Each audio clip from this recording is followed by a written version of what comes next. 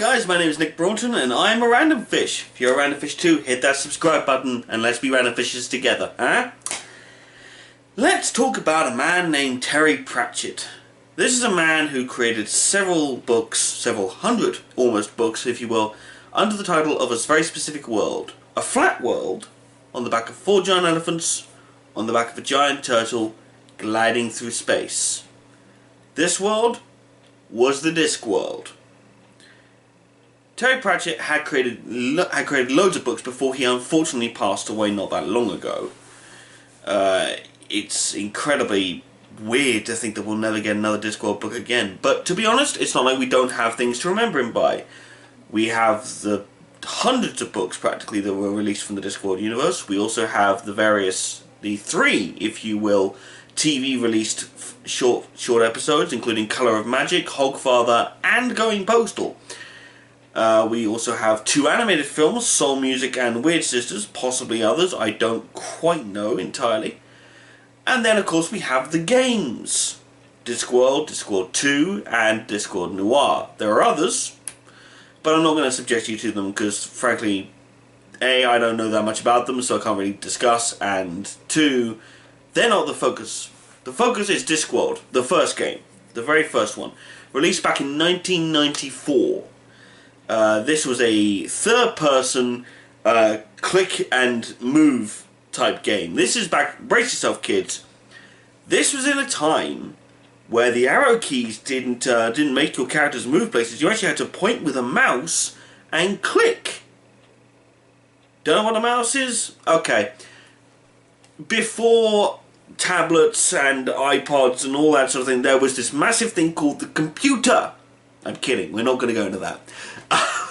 If I was to go into that, I'd probably piss off a lot of people very quickly. The first Discworld game essentially encompasses one of the stories and takes many of the characters and throws them all into Discworld. And it's less of a actual flowing story narrative and it's more of an explore the world type puzzle game. Yeah, it's one of those. A big puzzle game. As in, the type of puzzles that you sit there and go, how the hell have I not got this yet? And then when you figure it out, you suddenly realise, oh great, you're a dumbass because you don't remember what the hell it is you were doing. Whew. I'm breathing, I'm moving on. The funny thing about the Discworld games is that it does encompass a lot of adrenaline because you're trying so hard to get these puzzles right, and that when you still don't get it, and it still doesn't get it, you still don't understand, and then when you finally get it, it's so obvious that you almost kick yourself for having forgotten it, and for almost not having realised what it was, and it's really quite addictive.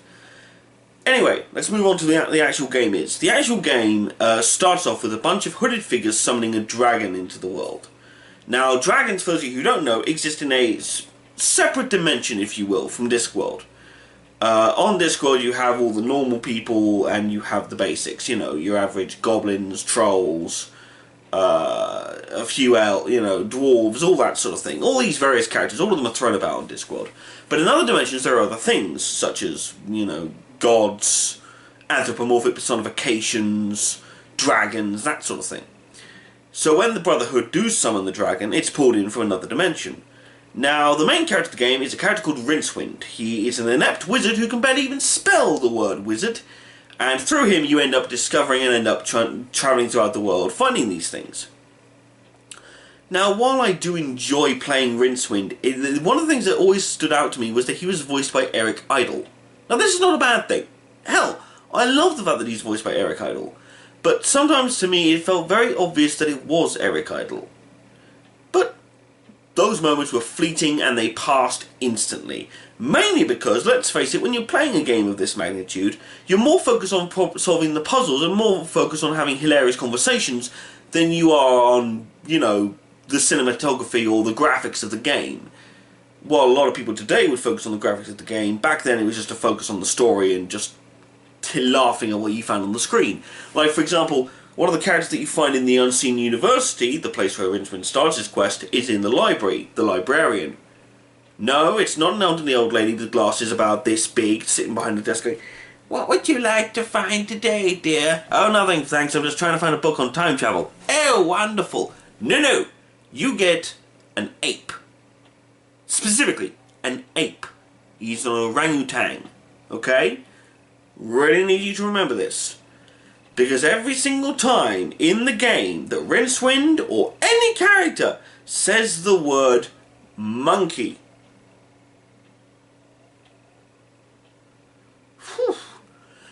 anytime one of these characters says the word monkey, the librarian jumps in and punches him on the head. I don't know why I expected that to happen in real life. It was never going to happen, but I thought, you know, it was funny.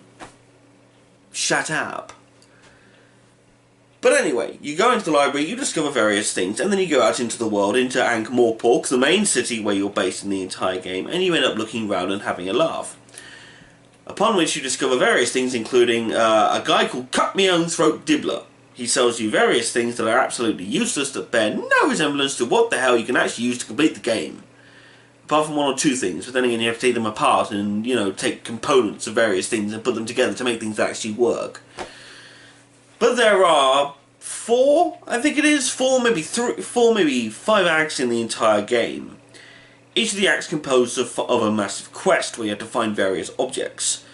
There's one quest where you have to find the pieces in order to create a dragon detector, in order to find the dragon that's loose in the city. Another one where you actually have to find the components that the dragon needs in order to go back to her own dimension, because the Brotherhood have her falsely imprisoned there and are also attempting to let her go on a rampage, which you really do want to try and stop, believe you me. There's another quest where you have to find the various points in order to become a hero, or the 1,000,000 to 1 chance way of becoming a hero, aka if you have a 1,000,000 to 1 chance of killing the dragon, you will probably kill the dragon. If you have like a 3 to 1 chance of killing the dragon, you will probably die. That's how Discworld works. It's very reverse logic. It's kind of fun to watch. But even once you've found all of that, you then discover that it's not going to work, and that the dragon is still going to try and destroy everything and everyone anyway. So what do? You find a custard tart laced with love potion, a dragon that can barely shoot any flames, fill it with hot coals, and use it as a shotgun.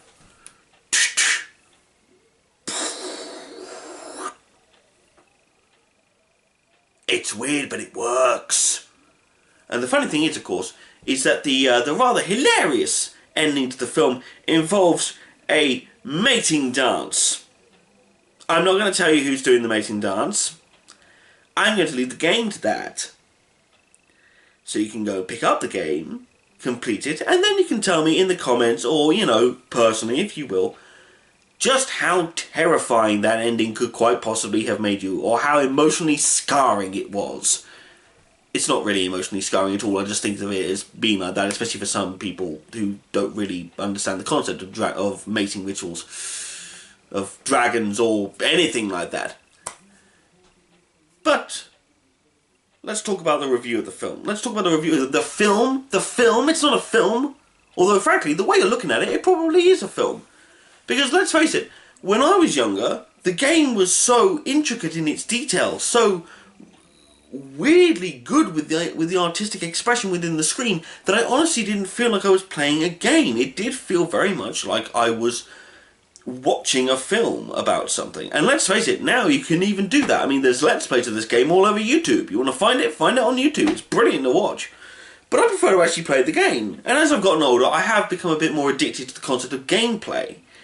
For example, within the game you have two spots of hiding various items that you pick up along your journey. For example, you have Rincewind himself, in which case in his pockets, which are bigger on the inside than they are on the outside. Time Lord logic, leave me alone. And then you have the luggage.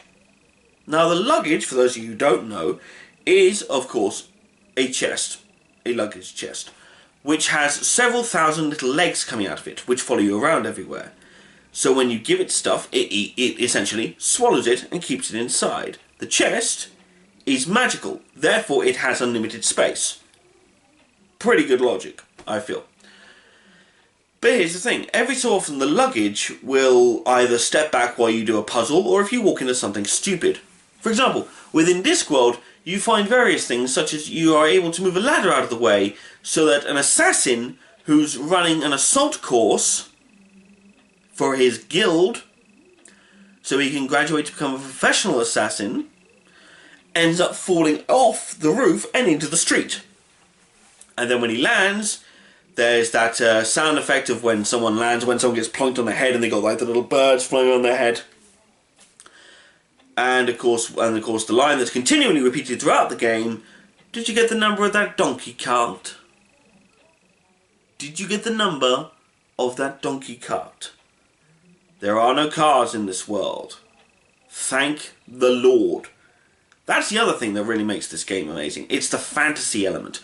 Not only is it incredibly fantastical, and not only is it brilliant in terms of its creation of characters, and of course its world, and the various species that live even in Ankh Morpork, in just this one city alone, but the humour that is used with it. It's like, for example, within this world universe, if you will, you have various things. You have fools and jesters, you have assassins, you have thieves, you have a whole bunch of things, but they all have guilds. They all have the necessary political backlash that allows them to stop doing certain things. For example, in the Thieves Guild, they have to steal from a certain amount of people each day to live up to their quota for the day. However, if anyone wanders in who's not registered with the guild who goes around thieving, the Guild of Thieves is then legally obligated, and will do so, to kill the thief that's imposing. Anyone who practices thieving without a license is essentially destroyed. It's the same thing with the Guild of Musicians, the Guild of Fools. Anyone who practices the art without belonging to the singular guild that it works with is murdered. That's certainly a way of bringing out and ending bad talent before you find it. Especially within the Musicians Guild. I mean, I'm pretty sure we should send them Justin Bieber, see what happens there. But hey, we live, we learn. But of course, we have all these various things. Obviously, this game is incredibly funny, it's incredibly addictive, and of course, it's incredibly fun to play. So I do recommend you go find it. I do recommend that you play it. However, finding it might be a little difficult. It's one of those games that's fairly rare, or at least so popular that it's quite expensive to get a hold of. That's the other problem. And it's the one with a lot of them. However, if you want to look up something else, if you want to see other reviews of other Discworld games, check out my brother. Hardcore Brawnography is his name, his YouTube channel name. That's right, that's his actual YouTube channel name, leave me alone. And on the game, you will find Discworld 2, missing, presumed. So go check that out. Check him out, check out the games, do whatever you want, even just read a Discworld book. Or if you're not that way inclined, listen to an audiobook of Discworld. Because frankly, these books, these games, everything to do with Discworld, it's 100% worth it. Randomfish out.